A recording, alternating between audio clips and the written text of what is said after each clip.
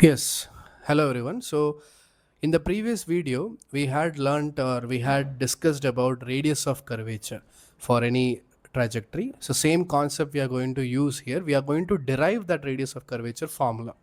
Okay, so how to get radius of curvature for any trajectory? There are different ways of deriving. One of the common ways, like for example, if I am interested in finding radius of trajectory for this point, so what is the meaning of that? We can say this part of the trajectory is part of a bigger circle, like that I can imagine, right? It's part of a bigger circle. Okay, let us say the radius of that circle is r, that is the radius of my trajectory, and the center of that circle is x1 comma y1. I can imagine like that, right? Some people say that, let us, some people, or that means some people's derivation, right? They would be deriving it like, they say this arc, small arc we can take, and they'll say that arc subtends an angle of phi, and using that phi they'll be able to derive it. I'll be going in a different approach, in a simple approach. I'll say that this is a circle only, right? So circle's equation can be written as general equation of circle, x minus x1 square plus y minus y1 square equals to r square. Now, if I differentiate this equation, what will I get? 2 times x minus x1 equals to, not equal to, sorry, plus 2 times y minus y1 into dy by dx equal to 0. Now, if I rearrange it, I can write it as x minus x1 equal to minus of y minus y1 dy by dx. Okay. I can substitute this value here.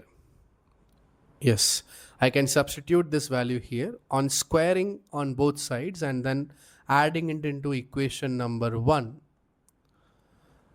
So we'll be getting it as y minus y1 square dy by dx square plus y minus y1 square equals to r square.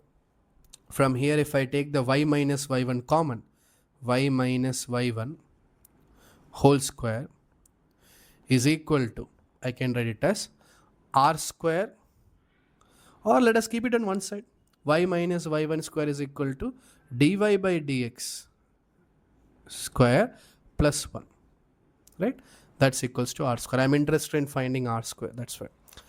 Okay, what else can I do? Shall I differentiate this equation one more time? Equation number 2, I can differentiate one more time. Or let us say equation number, this one I'm differentiating. Anything, both are same only, this or this. If I'm differentiating with respect to x one more time, I'll be getting it as 2 can be cancelled, 2 will go. What remains is 1 plus differentiation of y will give me dy by dx.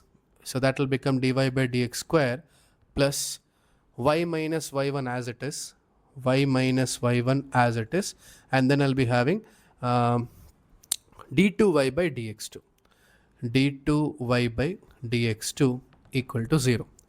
This will be my equation. Now I can write it as d2y by dx2.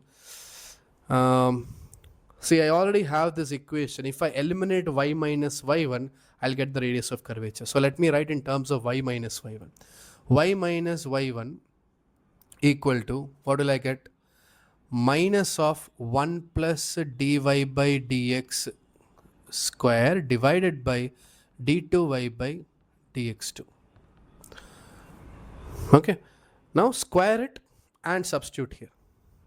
So after squaring and substituting these two equations, if I use together, I'll be getting it as 1 plus dy by dx square whole square divided by d2y by dx2 square, okay, that's the first term, into 1 plus dy by dx whole square. Correct? Is equal to r square. Last step. This will become cube numerator, and then you have to take root. So r is equals to 1 plus dy by dx square whole power. It's already a cube, then you are taking root. So dy by dx2. This will be the formula for radius of curvature. So this is a very simple derivation for the radius of curvature. I'm just doing one thing. I'm saying that this part of my trajectory is part of a big circle. That circle has a radius of r, centers as x1 and x1 and y1. That's it. I wrote the equation of circle. Remaining is just differentiating and substituting here and there the equations and getting the answer. Okay. I hope all of you have got it. It's a very important formula for finding trajectory. So please note that. Thank you.